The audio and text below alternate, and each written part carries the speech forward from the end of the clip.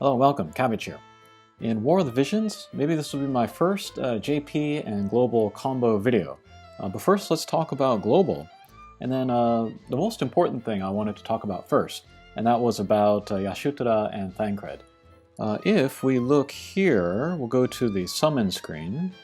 We can see that the Final Fantasy XIV collaboration banner is ending in 5 hours, so by the time I put up this video, it'll be over. And if we go to the far plane and we look at the events, we can also see that these quests will be ending in a few hours. So what that means is that once these events are over, you can no longer farm or pull in the hatcher for the coins and stuff that you need in order to get materials for the two characters and for Thancred's sword. So hopefully you've gotten everything done that you want, and I'd be interested to hear your progress. If you maxed Yashutada, or if you maxed Thancred, or if you did both, and then if you're a free-to-play user or a pay-to-play. I'd be interested to see how far people have gotten with that. We can see that this Mog Shop will be open for another few more days, but with no more availability of the quests or the hatcher, you can only use the currency that you have on hand. So what I really want to say is to new players that are starting after April 15th. First, hello, welcome to the game. I think you'll be pleasantly surprised by how good it is. But they'll probably hand out a copy of Yashutada as just like a starting the game bonus. If you do get her, do not work on her, because there will be no way to get her shards, and so there will be no way to limit break her. If she's at limit break 0, then probably the highest level that you can get her to is level 65. And that's the level that I'm at. And then also job level, the highest she'll be able to go is like 6 or something. So she won't be able to get all of these skills here. Probably the most important skill for her is Foul. That will hit a very large range, and then you can use her as a farmer. I made a previous video about her farming. I'll put a link to that in the notes, but you can see how good of a farmer that she is. The thing is, though, is that when you want to farm for the purple orbs, the best mission for that is... Good idea. There it is. If you want to farm this quest with Yashutada and then just use Foul and then clear everybody in one hit, you really want her magic to be above 400.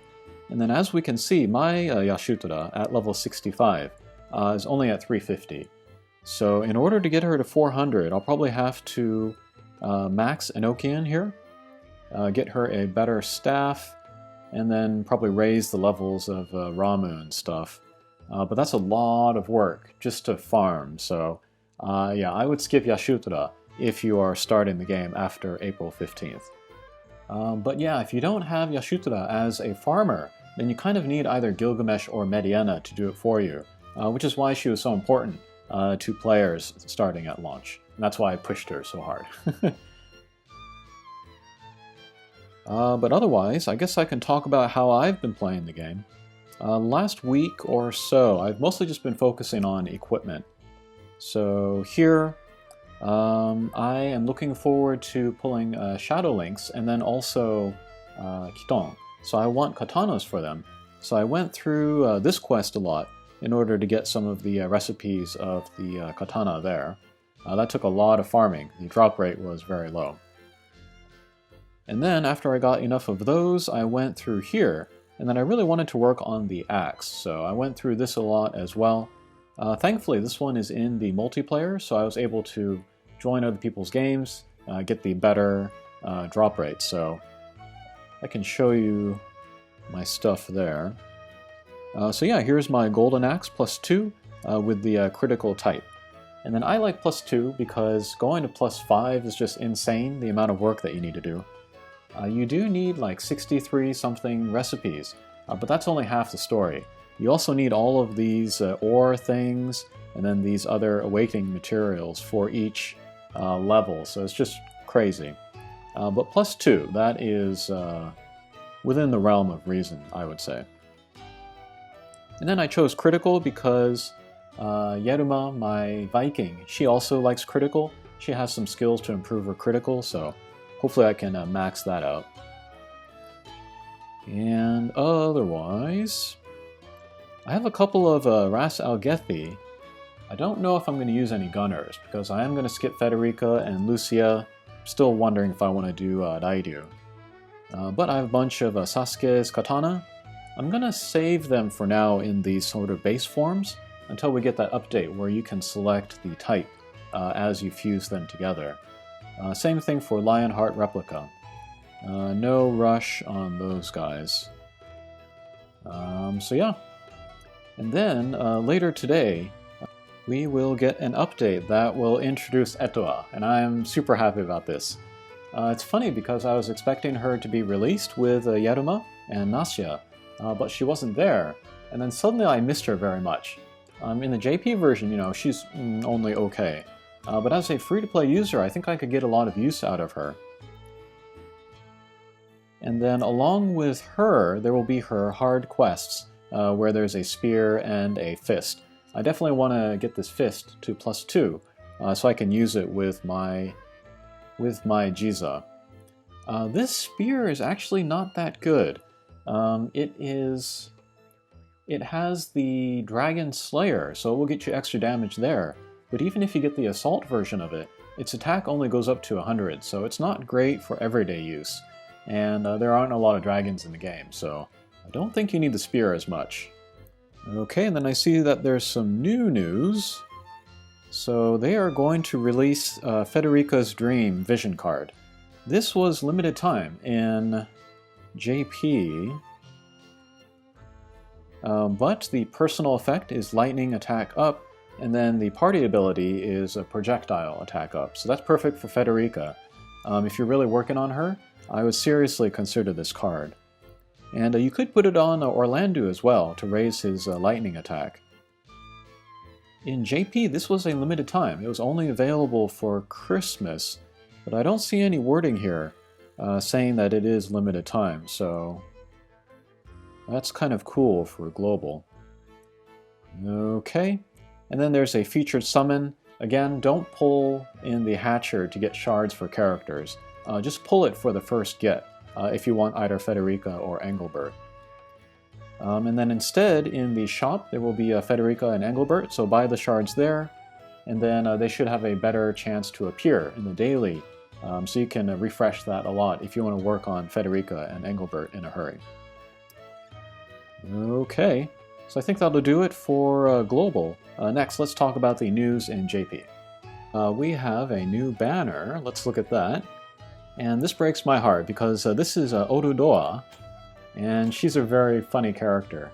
She looks crazy. She's got like parrot hair and a very cartoony face and a very cartoony voice actress, which I like very much. It's Kobayashi Yu. She's kind of a character herself, but really funny character.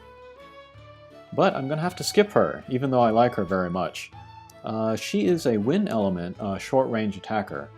Main job soldier, and then Viking, and then assassin. So she'll be good at short range to medium range attacks, some of which drain her HP. And then with assassin, she'll get some like backstab, and then defense piercing attacks. But I don't really need a short range attacker at the moment. And to be honest, chasing Miranda, trying to get her to level 99, it kind of like mentally exhausted me, waiting for the shop and then getting the shards little by little. And so the idea of like picking up Orudoa and then going through the shop again to get her to 89, it doesn't feel appealing to me, so I'm gonna have to skip her, which is too bad. And then the SSR, or the MR, is Navius. She's a paladin and a thief and a samurai, lightning element. I don't need her. There's a lot of physical tanks in the game, so I don't know. A lot of people are going to skip this banner, I think. Perhaps people are waiting for Final Fantasy VII, which didn't come this week, although there's no real rush for it to come. I feel like Final Fantasy VII could come at any time, and it would do great for the company. If it didn't come out this week, it's not like it would fail, so yeah. And then this was very interesting when I read it in the news. But you pay the lapis and then you get 40 shards of a random UR. And then for a lot of people, this would not be a great value, because if they're only working on like 3 or 4 URs, then the chances of getting what they want would be low. But since the way I play, I kind of spread the love around and I have a ton of URs that I'm working on, my chances of getting something that I want is pretty good. Unfortunately, the price for this pull is 2,000, which is a 10-shot, or it's a 40 shard pack of a character that you would select anyways. So yeah, that's not a good deal for anyone, I think. If it were 1,000, I would consider doing that, but yeah, not here. Okay, so that is a look at both Global and JP this week. Thanks for watching, and we'll see you again. Take care.